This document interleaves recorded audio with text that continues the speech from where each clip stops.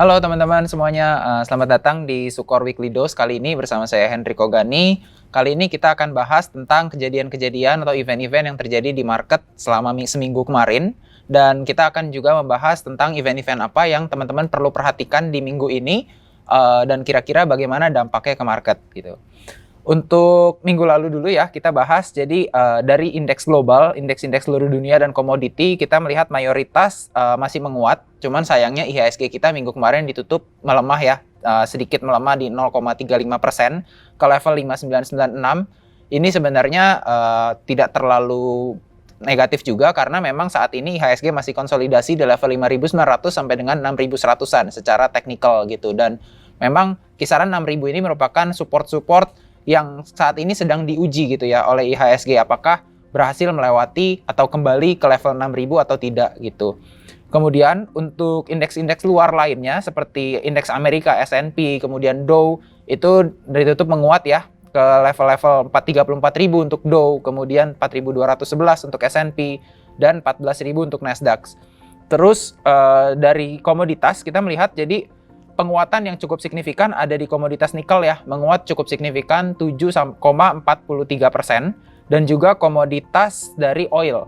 Crude oil ini menguat cukup signifikan juga 3,78% selama satu minggu terakhir, ditutup ke level 64,5. Sedangkan CPO dan juga Newcastle Coal itu ditutup melemah 1% dan 2,58%. Ke level 92,9 untuk coal dan juga 3.886 untuk CPO gitu. Tapi ini merupakan level yang masih tergolong tinggi ya, dan cukup membuat untuk emiten-emiten di sektor CPO dan juga coal untuk membukukan keuntungan juga di tahun ini gitu. So nggak perlu khawatir akan penurunan ini karena ini masih tergolong tinggi level ini gitu ya.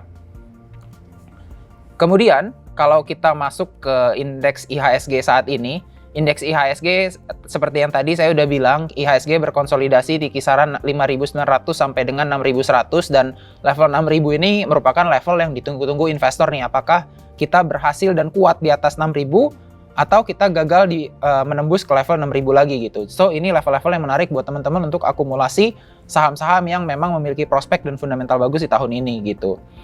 Kemudian kalau kita masuk ke sektoralnya selama minggu kemarin, IHSG itu cukup ditopang oleh sektor mining gitu, Jakarta Mining, level yang membukukan penguatan sekitar 8,83% gitu. Untuk IHSG sendiri, sektor-sektor lainnya tidak terlalu signifikan ya. Di penguatan lainnya itu ada di sektor construction, miscellaneous industry, dan juga finance gitu. Kalau kita lihat lagi lebih dalam, emiten mana sih sebenarnya yang ngegerakin IHSG ataupun Jakarta Mining kemarin, itu adalah GEMS, MDKA, kemudian Inco, Antam, dan beberapa banking ya dari sektor banking seperti BCA dan BMRI. Itu adalah emiten-emiten yang mengangkat pergerakan indeks gitu. Kalau teman-teman perhatikan juga sebenarnya banyakan atau mayoritas itu berasal dari sektor mining, dan itu kebanyakan dari emiten nikel gitu. Kemudian untuk sektor emiten-emiten yang melemah ada BRI, kemudian Telkom, Astra, MTEK, ICBP, BRIS yang cukup memberikan dampak juga ya penurunannya ke IHSG yang memberatkan pergerakan IHSG. So itu adalah emiten-emiten maupun sektor-sektor yang mempengaruhi pergerakan IHSG. Kemudian untuk apa yang terjadi di market, event-event apa aja sih yang terjadi di market selama minggu kemarin, kita melihat bahwa coronavirus di India itu cukup signifikan ya kenaikannya. Jadi jumlah kasus di sana cukup signifikan. Ini membuat negara-negara di dunia ini banyak yang merestrik kedatangan dari India gitu. Jadi banyak negara yang nggak mau terima tamu-tamu dari India karena takut negaranya jadi ikutan kena virus corona lagi yang dari India ini. Kemudian dari Amerika juga, dari global, kita melihat bahwa The Fed itu mempertahankan suku bunganya di 0,25. Selain itu juga mereka menjanjikan bahwa akan memberikan stimulus ekonomi yang akomodatif untuk membantu dunia ini kembali ke pre-COVID level gitu, atau sebelum COVID kemarin gitu. Mereka berjanji tidak akan menaikkan suku bunga walaupun inflasi berada di atas target mereka yaitu 2%, dan kemudian juga mereka berjanji tidak akan melakukan tapering off gitu atau mengurangi pembelian obligasi negara dari US sendiri gitu. Kemudian selain itu juga ada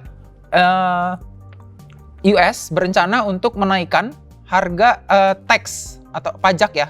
Jadi US berencana untuk menaikkan pajak capital gain untuk warga-warganya yang memiliki kekayaan yang di atas rata-rata gitu, atau wealthy family. Jadi ini merupakan sentimen yang bagus sebenarnya untuk kita negara emerging market atau negara berkembang, karena dengan dinaikannya pajak capital gain sebenarnya menjadi lebih menarik untuk berinvestasi ke negara-negara lain yang pajaknya relatif lebih rendah. Contohnya misalnya kita Indonesia gitu.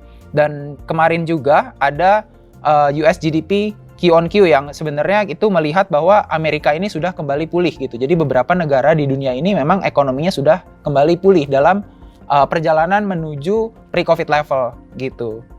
Dari dalam negeri sendiri kita melihat, jadi pertama ada announcement tentang direct investment ya. Jadi investasi langsung ke aset real. Kita ngelihat ini bagus, hasilnya cukup bagus. Kita ada kenaikan sebesar 11% year on year. Dan ditopangnya oleh foreign direct investment, which is sebenarnya banyak investasi asing yang masuk ke Indonesia gitu. Di sini kita melihat bahwa foreign atau asing itu mulai meningkatkan investasi mereka di Indonesia sebesar 14% year on year. Dan banyak negara-negara yang biasanya investasi ke Indonesianya itu kecil ataupun bahkan belum pernah invest ke Indonesia itu mulai masuk ke Indonesia. Which is itu bagus sebenarnya, karena mereka berarti percaya dong dengan kita gitu. Kemudian yang terakhir juga ada pengumuman THR ya untuk PNS, dan itu kita melihat ada sedikit peningkatan di tahun ini dibandingkan tahun 2020 kemarin. Jadi totalnya ada 29,3 triliun gitu. Itu tapi walaupun meningkat, sebenarnya itu masih relatif kecil. Karena kenapa? Karena itu tidak including performance allowance atau bonus gitu ya, bonus tahunan. Jadi ini cuman dari gajinya aja. THR atau gaji ke-13 aja. Itu kita melihat bahwa ini ada dampak kalau benar-benar ada potensi gitu ya, ada potensi bahwa GDP kita mungkin terkontraksi ataupun tidak sesuai dengan ekspektasi gitu, bahwa kita akan tumbuh 7% gitu. Kemudian dari Sukor sendiri itu kita merilis beberapa report. Yang pertama dari Bank Mandiri. Bank Mandiri jadi sesuai dengan ekspektasi kita bahwa pertumbuhannya solid, mulai kembali ya, comeback dari COVID-19 pandemi, kemudian juga asetnya terlihat sebenarnya masih stabil ya, masih aman, NPL-nya masih cukup terjaga. Kemudian untuk Vale Indonesia, kita juga initiate buy, Inco ya, jadi ini untuk Inco kita initiate buy.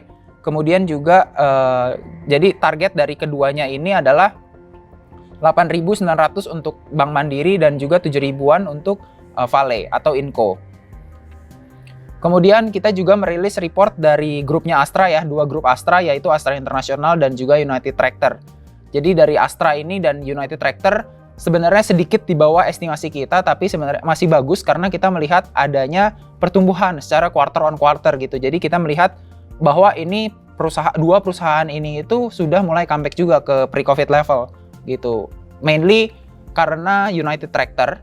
Kalau dari Astra ya, mainly karena United Tractor yang sudah mulai berperform bagus, tapi kita belum melihat dari otomotifnya itu bertumbuh banget. Karena kalau kita ingat sebenarnya ada PPNBM free ya di bulan Maret, jadi orang-orang menahan pembeliannya di bulan Februari, sehingga penjualan mobil di bulan Februari itu cukup tertekan. Nah, itu yang menyebabkan mungkin masih ada sedikit di bawah ekspektasi kita untuk penjualan mobil. Tapi kita melihat di kuartal 2 penjualan mobil akan kembali meningkat. Untuk United Tractor sendiri itu walaupun sedikit miss juga dari estimasi kita, tapi kita melihat itu masih bagus, masih ada recovery dari United Tractor, mainly karena penjualan alat berat mereka atau heavy equipment mereka yang meningkat cukup signifikan di atas ekspektasi kita. Kemudian juga ada peningkatan dari Pama Persada ya. Pama Persada juga meningkat walaupun volumenya masih di bawah ekspektasi kita. Dan dari tambang-tambang mereka, yaitu tambang coal dan gold, itu ASP-nya atau harga penjualan rata-ratanya ya, average selling price mereka itu bagus banget di tahun ini. Jadi kita melihat itu pertumbuhan yang sangat baik untuk United Tractor ke depannya juga. Dan yang terakhir dari Sido Muncul. Dari Sido Muncul kita melihat solid ya, untuk pertumbuhannya tetap solid, berada di sektor yang defensif juga, dan Sido Muncul ini memang terkenal mempunyai fundamental perusahaan yang bagus gitu. Kita tetap maintain buy dengan target kita di kisaran 910 dengan upside sekitar 14%-an. Jadi teman-teman bisa ngelihat juga despite its rich valuation ya, atau valuasinya memang sudah tinggi, tapi itu dibarengi juga dengan fundamental yang masih kuat gitu. Oke, untuk event minggu ini teman-teman bisa melihat beberapa rilis data ekonomi baik dari dalam negeri maupun dari luar negeri. Rilisnya cukup banyak ya. Kalau kita lihat di sini ada 3 rilis domestic economic data dan 1 international economic data. Ini karena kita masukin awal bulan baru, jadi beberapa economic data akan dirilis di awal bulan biasanya gitu. Yang pertama ada Indonesian PMI ya, hari ini yang sebelumnya di 53,2, jadi ini sebenarnya udah bagus karena udah di atas 50, dan berarti ini bahwa purchasing manager itu sudah mau mulai melakukan ekspansi gitu ya. Jadi perusahaan-perusahaan sudah mau mulai melakukan ekspansi. Tinggal kita melihat bagaimana sih mereka ke depannya, apakah masih tetap optimis atau mulai pesimis gitu. Kemudian juga kita akan melihat data inflasi, bagaimana inflasi kita, apakah ada peningkatan atau tidak. Kemudian juga GDP untuk kuartal 1. Mungkin untuk GDP kuartal 1 ini merupakan indikator yang paling ditunggu-tunggu ya, karena kan kita sudah sempat downgrade ya. Waktu itu sempat di-downgrade oleh Ibu Sri Mulyani, kemudian juga sempat di-downgrade oleh IMF. Ekspektasinya ada di kisaran -1% sampai 0,1% untuk GDP growth first quarter 2021 di Indonesia ini gitu. Kita akan lihat bagaimana, dan kita udah ngelihat quarter 2 ini berjalan selama 1 bulan. Mungkin teman-teman udah bisa mulai expect juga nih gimana kira-kira quarter 2 nantinya.